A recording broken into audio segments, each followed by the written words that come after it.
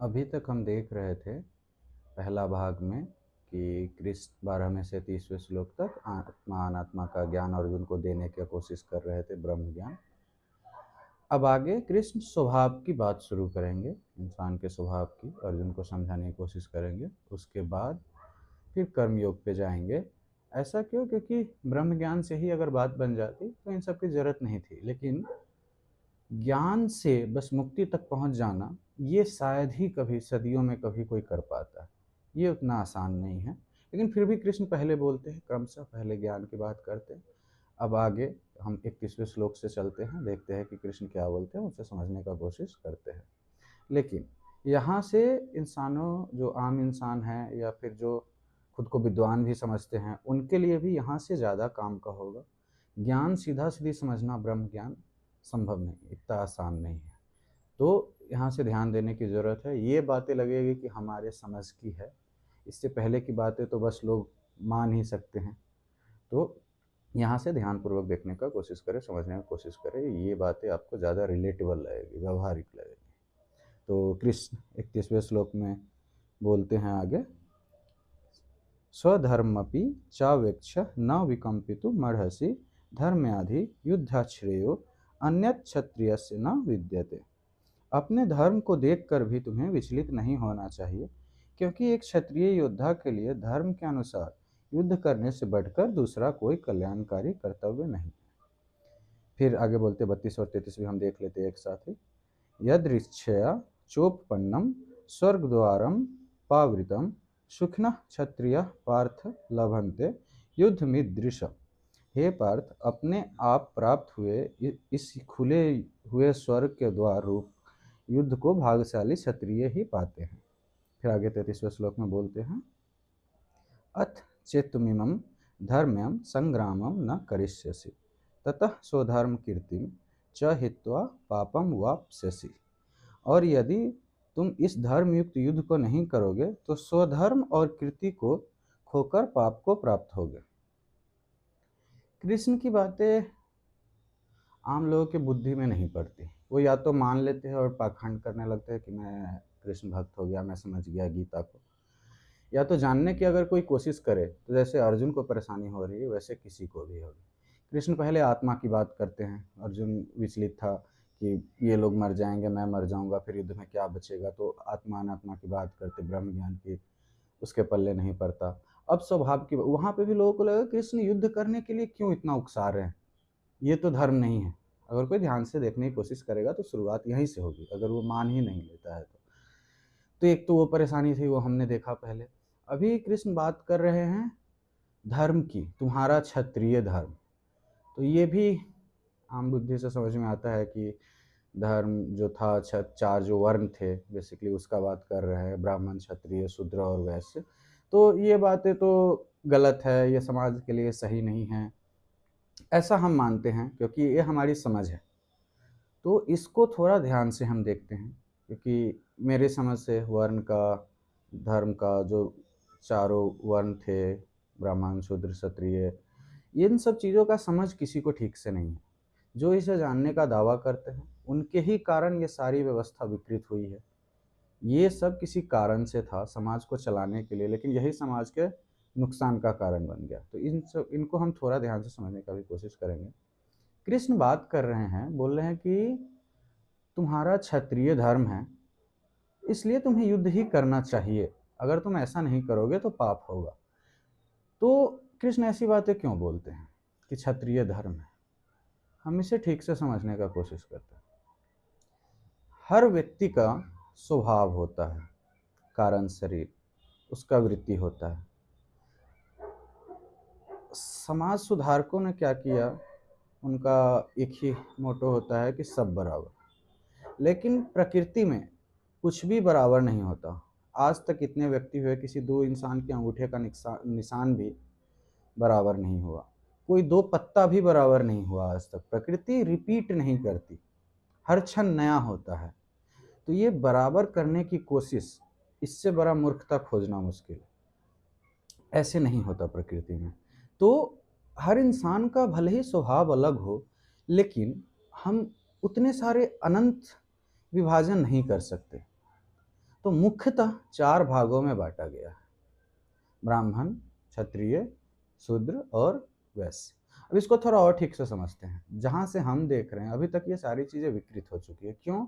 क्योंकि नास्तिकों से कभी धर्म को हानि नहीं होती। हानि होती है पाखंडियों से, जो आस्तिक हैं लेकिन वास्तविक रूप से आस्तिक है नहीं। नुकसान वहाँ से होता है। ऐसे ही वर्ण व्यवस्था का जो जानकार बने हैं लेकिन उन्हें कुछ भी मालूम नहीं, अपने स्वार्थ के लिए उसका उपयोग दुरुपयोग करते हैं, उनसे नुकसान होता है। ये चीज़ें क्यों थी? ये ऐसा विभाजन क्यों किया गया था? क्योंकि पहली तो बात, ये वर्टिकल नहीं है, कोई ऊपर कोई नीचे, कोई दाएं कोई बाएं, ऐसा नहीं है। जैसे आपके पांचों उंगलियों के निशान, पांचों उंगलियां अलग अलग है, प्रकृति में हर चीज अलग है, लेकिन इसमें कोई ऊपर या नीचे नहीं है। तो यहीं से शोषण चालू होता है। लेकिन इससे पहले हम चलते हैं कि ये चीजें है क्या, इसको थोड़ा ध्यान से समझते हैं।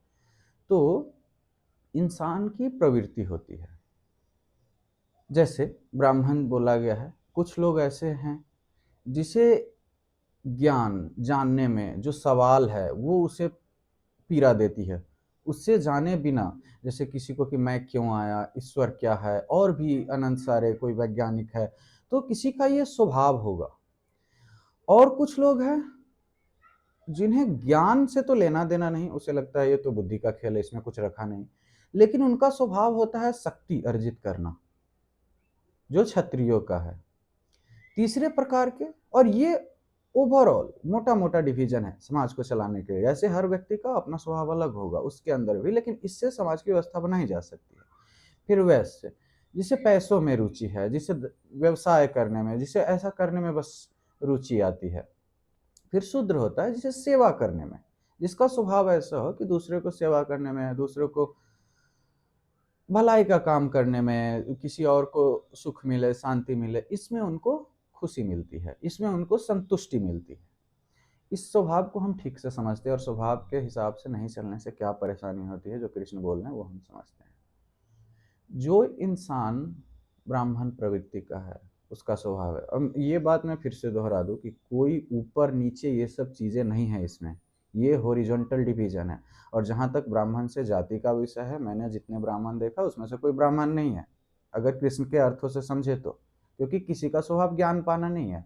ब्राह्मण स्वभाव का मतलब है जिसे बस सवाल जानना है, जिसे बस ज्ञान से मतलब है, ज्ञान ही उसे संतोष देता है। अगर वो धन अर्जित करता भी है तो ताकि ज्ञान पाने का उपाय कर सके, धन उसके लिए सेकेंडरी है, उसे पावर में कोई रुचि नहीं, इन सब चीज़ों से कोई लेना देना नहीं। ये सब व्यवस्था अगर वो बनाता भी है तो समाज में रहने के लिए और अपना ज्ञान पा सके, इसलिए ये होती है ब्राह्मण प्रवृत्ति। वैसे ही क्षत्रिय का, जो अर्जुन का है, क्षत्रिय का जो प्रवृत्ति होता है वो शौर्य का होता है, युद्ध करना, ये मूल प्रवृत्ति है क्षत्रिय का, युद्ध करना। और भी चीजें हो सकती है, जहां भी शौर्य हो, जहां भी पहचान हो, जहां भी ये चीजें हो। ऐसे ही हम बाकियों का बात किए। लेकिन अगर कोई इंसान स्वभाव के हिसाब से ना चले तो दिक्कत क्या होती है? मान लीजिए कोई क्षत्रिय प्रवृत्ति का है, अगर वो युद्ध के मैदान में है तो उसे युद्ध से और कुछ नहीं चाहिए, युद्ध ही साध्य है, युद्ध साधन नहीं है। लेकिन कोई किसी और प्रवृत्ति का है, ब्राह्मण प्रवृत्ति, शूद्र या क्षत्रिय वैश्य प्रवृत्ति का, अगर वो युद्ध के मैदान में जाता है तो युद्ध उसके लिए माध्यम है। उसे फिर तरह तरह की चीजें उसे चाहिए होगी, वो पहचान उसमें खोजेगा, कोई इज्जत दे दे, कोई पैसा और दे दे, कुछ और दे दे, यहाँ से विकृति चालू होती है। आगे बहुत आगे जाके कृष्ण बोलेंगे कर्म करो फल की चिंता ना करो।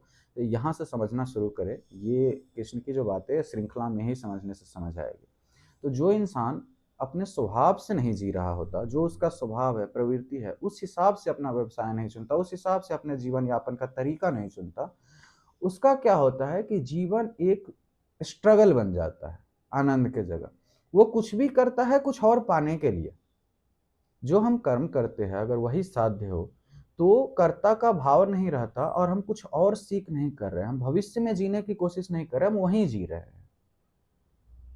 तो इसलिए कृष्ण बोलते हैं कि और एक बात, युद्ध करने पे इतना जोर इसलिए है क्योंकि अर्जुन का स्वभाव क्षत्रिय है। इसका ये मतलब नहीं कि कृष्ण युद्ध खोर है या उनको युद्ध से कोई लेना देना है। इसको अगर ठीक से समझे तो एक ही बात इसमें से निकाल सकते हैं कि अपने स्वभाव के हिसाब से, अपने स्वभाव को पहचानने और उस हिसाब से चलने को कृष्ण बोल रहे हैं, क्योंकि उसी से सुख मिलता है। अन्यथा पाप होगा, पाप को भी हम ठीक से समझेंगे।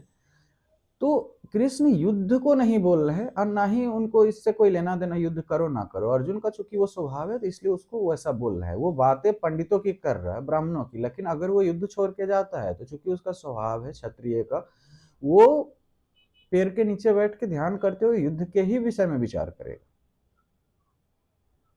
इसलिए कृष्ण उसको समझा रहे हैं कि अपने स्वभाव के हिसाब से ही तुम्हें, जो तुम्हारा धर्म है, जो तुम्हारा क्षत्रिय धर्म है, युद्ध ही करना चाहिए तुम्हें।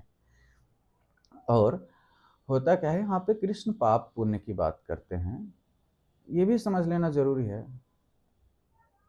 जिसे धर्म का ज्ञान नहीं और धर्म समझाने धार्मिक गुरु बन गए, इनके कारण सारा कुछ नष्ट व्यस्त हो गया।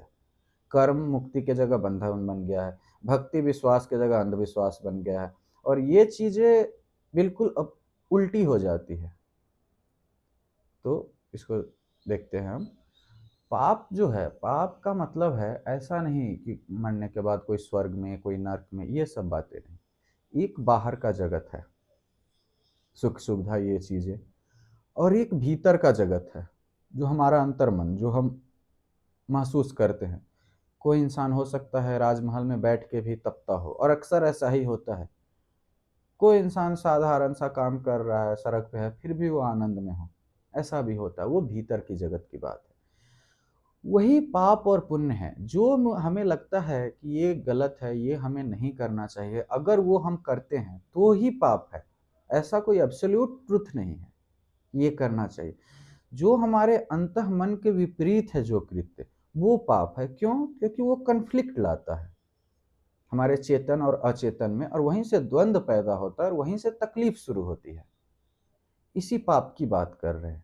अगर किसी को लगता है कि चोरी करना बुरा है लेकिन फिर भी वो करता है, तो उसके अंदर द्वंद्व पैदा होता है और उसे तकलीफ होती है। फिर वो इस ख्याल में रहता है कि मुझे ये छोड़ना है लेकिन फिर भी मैं कर रहा हूँ, मुझे कुछ और करना है लेकिन मैं कर कुछ और रहा हूँ। तो इससे बुद्धि वहां नहीं रहती जहां आप है, जो आप कर रहे हो वर्तमान में नहीं रहती। तो इससे सारी समस्याएं शुरू होती है। फिर इंसान जीता ही नहीं, वो भविष्य में जीता है या तो भूतकाल में जीता है, लेकिन जिया बस वर्तमान में जा सकता है।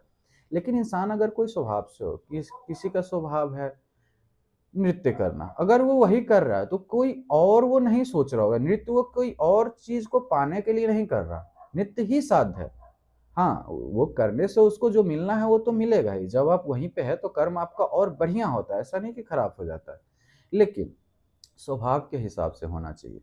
और यहाँ पे दिक्कत क्या होती है कि जिस भी चीज में पाखंड आती है, जैसे मूर्खों के हाथ में अगर अमृत भी दिया जाए तो उसे जहर बना देता है। तो वही है, यहाँ से पाखंड जब से चालू हुआ तो सारी चीज़ अस्त व्यस्त हो गई। तो अभी वापस नहीं जाया जा सकता, कोई भी चीज़ एक बार जो विकृत हो जाती है। लेकिन अगर आप इसे समझ ले तो अपना जीवन बदल सकते हैं। आप अपने स्वभाव को पहचान के, फिर आपका जीवन एक आनंद बन जाएगा प्रति क्षण, फिर स्ट्रगल नहीं रहेगा। वही कृष्ण ये सब बातें बोलते हैं। और एक बात है कि ऐसा नहीं है कि कोई अच्छा इंसान है तो वो स्वर्ग में जाता है। जहाँ भला इंसान होता है वहीं स्वर्ग होता है, और ना ही बुरा इंसान नर्क में जाता है। बुरा इंसान, बुरा होना ही नर्क है। उसके भीतर घुटन होती है, उसके चारों तरफ फैलता है वो दुख।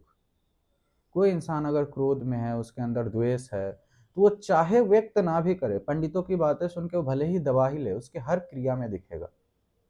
वो दरवाजा भी खोलेगा तो जोर से, चप्पल भी पहनेगा जोर से, उसकी बातें चिरी चिरी होगी, उसका शरीर में भी रोग ज्यादा पकड़ेगा।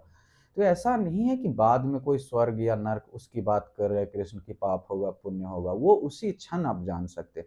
ये भी मूर्खों का उपाय है। कर्म और उसके फल में इतना फासला बना दो ताकि कर्म का जो ये सिद्धांत बनाया गया कि कर्म जो हम अभी करते उसका फल दूसरे जन्म में भोगना पड़ेगा, ये इसलिए नहीं कि इंसान सही करे, इसलिए कि गलत करने की सुविधा मिले, क्योंकि बीच में बहुत फासला आ गया। तो आप उससे सुधार भी कर सकते हैं, कोई टाल मटोल भी कर सकते हैं, बाद में जाके भगवान को खुश कर ले, कुछ और भी उसके उपाय बनाते हैं। लेकिन ऐसा नहीं है, जब हम गलत करते हैं तो दुख उसी क्षण होता है, और जब हम सही करते हैं तो सुख उसी क्षण होता है, और उसका प्रभाव जीवन भर रहता है, क्योंकि वो विकृति आपके दिमाग को जकड़ती है और फिर वो आपका आगे का व्यवहार तय करता है। कारण शरीर ऐसे चलता है। तो इसी की बात कृष्ण करते हुए अर्जुन को इतना जोर देते हैं कि तो अपने स्वभाव के हिसाब से ही तुम्हें जीना चाहिए, तुम्हें युद्ध ही करना चाहिए। अगर तुम युद्ध नहीं करोगे तो ये बहुत पाप होगा तुम्हारे लिए, इससे तुम्हें यश नहीं मिलेगा। तो यही स्वभाव की बातें हमें ध्यान रखनी चाहिए। और भी चीज़ें हैं कि ये विकृति क्यों आती है। एक तो जो मूर्ख जन ज्ञानी के पदवी पे जाके बैठ गए उनके कारण। दूसरा है कि आप डे टू डे लाइफ में भी देखेंगे, जैसे कोई इंसान है, वो ज़िंदगी में उद्योग करना चाहता था, पढ़ाई करना चाहता था, लेकिन अगर वो नहीं कर पाया तो अपने बच्चे से वो अपेक्षा, अपनी इच्छा, अपनी सनक बच्चे से पूरा करवाने की आशा रखता है। अगर सनक तुम्हारी है तो तुम्हें ही करनी चाहिए। दो प्रकार का होता है। एक जिसका जीवन ऐसा है कि उसे अफसोस है कि मैंने ये चीज़ें नहीं कर पाई, वो अक्सर क्या करेगा कि अपने प्रियजन से, अपने बच्चों से वो चीज़ करवाने की कोशिश करेगा, उसके ज़िंदगी को चुराने की कोशिश, अगर आप ध्यान से देखें तो। दूसरा होता है घमंड का, जो वो कर रहा है उसमें अगर उसे घमंड है तो वो चाहेगा कि वो यही करे, इसी में वो सम्मिलित हो। ये एक दूसरे तरफ का पागलपन है। पीछे खड़ा होना और पीछे से धक्का देना दोनों दो बातें हैं। इंसान बोलते ऐसा है, जस्टिफाई ऐसा करते हैं कि मैं इसके पीछे खड़ा हूँ, सपोर्ट कर रहा हूँ, लेकिन अक्सर वो धक्का दे रहे होते। दोनों में भेद क्या है? जमीन आसमान का। जब आप पीछे खड़ा हो तो जो सामने वाला है जिसे आप सपोर्ट कर रहे हैं, दिशा वो निर्धारित करता है। जब आप धक्का दे रहे हैं तो दिशा आप निर्धारित करते हो, सामने वाला गिरता ही गिरता है। इसीलिए इतना द्वेष आता है, इसीलिए इतना द्वंद्व आता है, इसीलिए इतनी तकलीफें आती है। इन चीज़ों को ध्यान से देखना चाहिए। आगे फिर हम चलते हैं 34वें श्लोक से। इसी पे आगे कृष्ण अभी थोड़ा और बात करेंगे। 34वें श्लोक में कृष्ण बोलते हैं कि अकीर्ति चापी भूतानि कथयिष्यन्ति ते व्ययम सभवितस्य चा कीर्ति मरण न दिति रिच्यते। लोग तुम्हारे सदा रहने वाली अपकीर्ति, बदनामी को भी वर्णन करेंगे, और सम्मानित व्यक्ति के लिए अपकीर्ति मृत्यु से भी बढ़कर है। यहाँ भी कृष्ण अर्जुन के स्वभाव के हिसाब से बोल रहे हैं। जो जिसका पंडित का स्वभाव है, जिसका ज्ञानी का स्वभाव है, उसे कीर्ति अपकीर्ति ये सब चीजें मायने ही नहीं रखती, उसे ये चीजें छूती ही नहीं। अर्जुन का स्वभाव है शौर्य का, उसका स्वभाव है क्षत्रिय का, तो उसे यही सब चीजें फर्क पड़ेगी। उससे ज्ञान धर्म क्या है, धर्म क्या है, जो बिना बात की बातें उठा रहा था, उससे उसका कोई लेना देना ही नहीं। उसे धन भी मिल जाए तो उसे कोई रौनक उसमें नहीं मिलेगा, इसलिए ऐसी बातें भी उठाता है। धन भी मिल जाए तो क्या फायदा। देखिए, एक बगीचा है, उसमें फूल पौधे हैं, सब कुछ है, और वहीं पे कोई पैसा गिरा हुआ। जिसका स्वभाव वैश्य का है, उसको धन दिखेगा, फूल पत्ते ये सब चीजें नहीं दिखेंगे। किसी का स्वभाव कवि का है तो उसे बगीचा दिखेगा, फूल पत्ते दिखेंगे, ठंडी हवा दिखेगी, प्रकृति दिखेंगी, चीजें वही की वही है। अपने स्वभाव से इंसान को पहचान के चलना चाहिए, तो जिंदगी में कोई स्ट्रगल नहीं रह जाता। जैसे कोई इंसान नेता बनता है, लेकिन उसका स्वभाव शूद्र का नहीं है, वो सर्विस, लोगों का भला करने का नहीं है, तो बनने के साथ ही खुद भी दुख पाएगा और दूसरों को भी दुख देगा।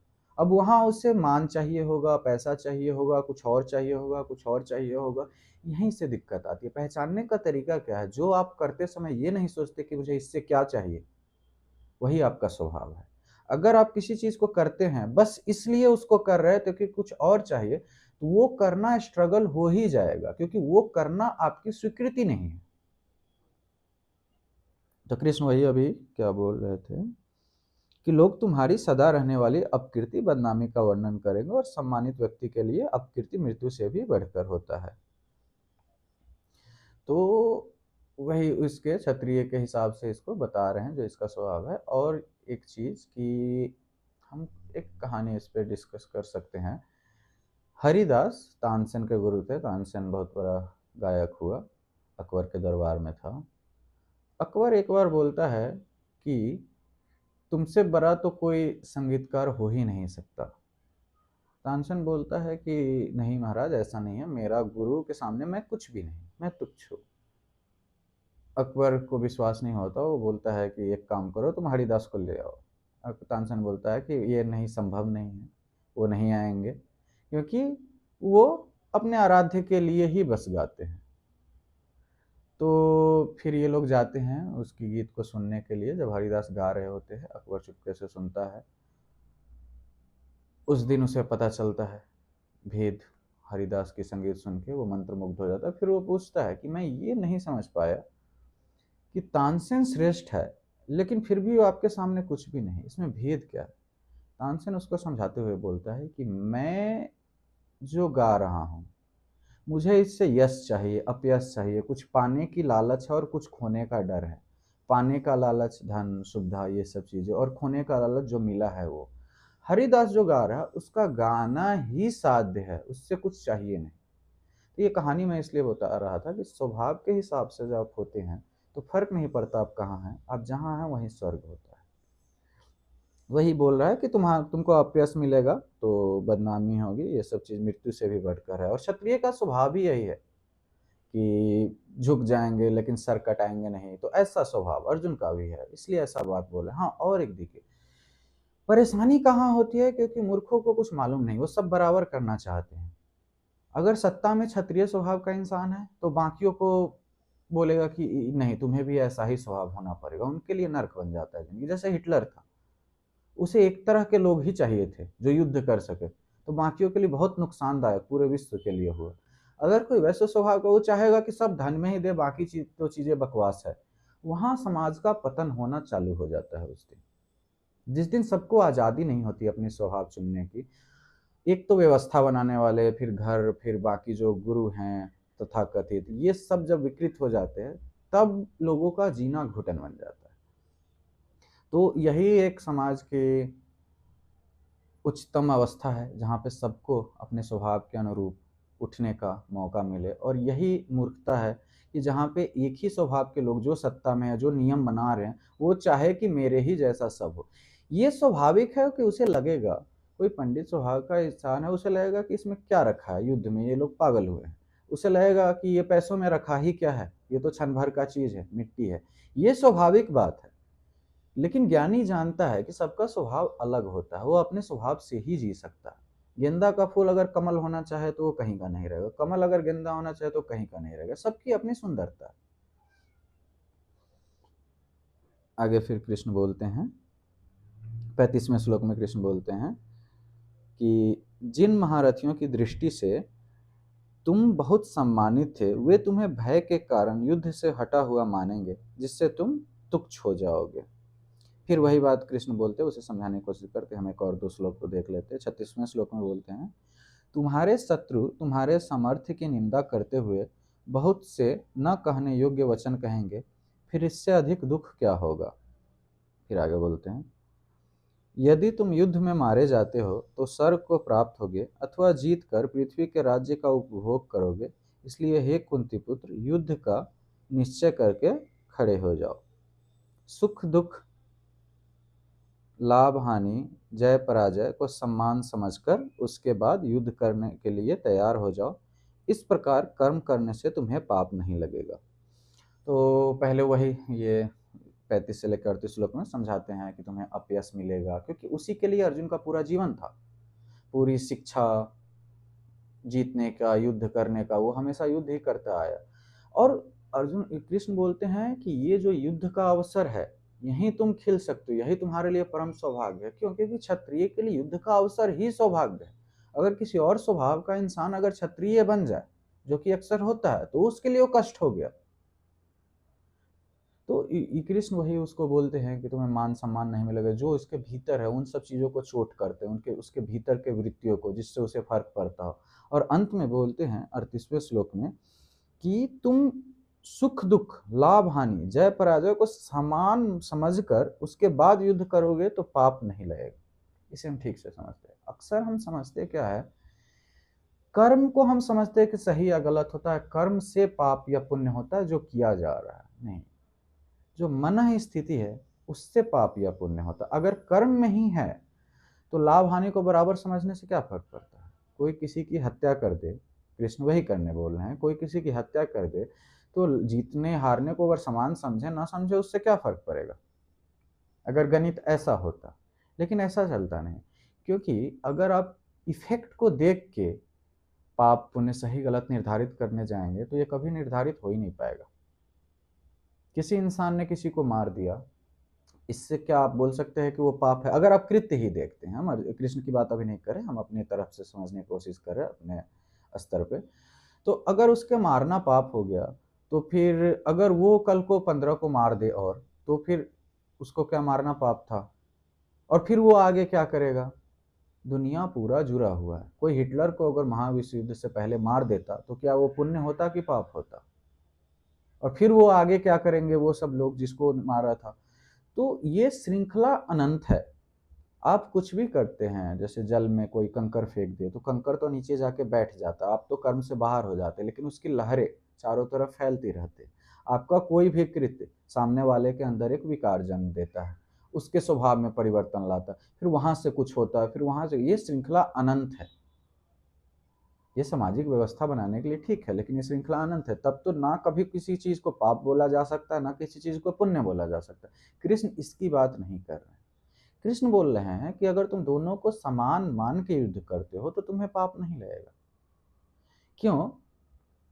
क्योंकि बातें थोड़ी गहरी है, बातें है मन स्थिति की। आप क्या करते हैं उससे ज्यादा फर्क नहीं पड़ता, आप क्या करना चाह रहे थे। अगर लाभ या हानि के लिए अर्जुन युद्ध करता है तो वो स्वार्थ से होगा, खुद के लिए होगा, नहीं तो लाभ हानि का कोई मतलब नहीं। अगर वो दोनों को समान मानता है तो वो बस एक निमित्त मात्र है। जीवन जो सामने लाता है, कृष्ण पूरी तरह अपने जीवन के व्यक्तित्व से वही दिखाने की कोशिश की कि जो जीवन सामने ला दे वही जियो, उसको पूरी तरीके से, जो तुम्हारा कर्तव्य आ जाए। वही इसे बोल रहा है कि अगर तुम दोनों को समान मानते हो तो फिर कर्तव्य की ही बात आ जाती है। जो उसका धर्म है, जो उसका स्वभाव है, उस हिसाब से वो जीवन जी रहा है। आज युद्ध है सामने तो युद्ध, शांति होता तो शांति। लेकिन अगर आप लाभ हानि इसमें रस ले रहे हैं, तब तक ये स्वार्थ से होता है, और जहां स्वार्थ है वहां परमार्थ नहीं हो सकता। कृष्ण यही समझाने की इसे कोशिश करते हैं, लेकिन अक्सर हम ठीक से समझ नहीं पाते, ये चीजें थोड़ा गूढ़ है, और जो इसे समझाने वाले उन्हें खुद ही नहीं मालूम। तो इसलिए कृष्ण बोलते हैं कि लाभ हानि को बराबर समझो। अगर ऐसा होता कि जो इफेक्ट है, जो बाहर किया जा रहा है, उससे फर्क पड़ना होता है, तो कृष्ण की बातें पूरी बेकार हो जाएंगी। क्योंकि फिर आप लाभ हानि को एक समझते कि नहीं समझते, इसे भेद क्या पड़ता है? ये तो बाहर पता भी नहीं चलता कि आप क्या करते हैं। ये भीतर की बात कर रहे हैं, अर्जुन के विषाद को खत्म करने की बात कर रहे हैं, सुख आनंद की बात कर रहे हैं, अर्जुन आनंद में उपलब्ध हो जाए।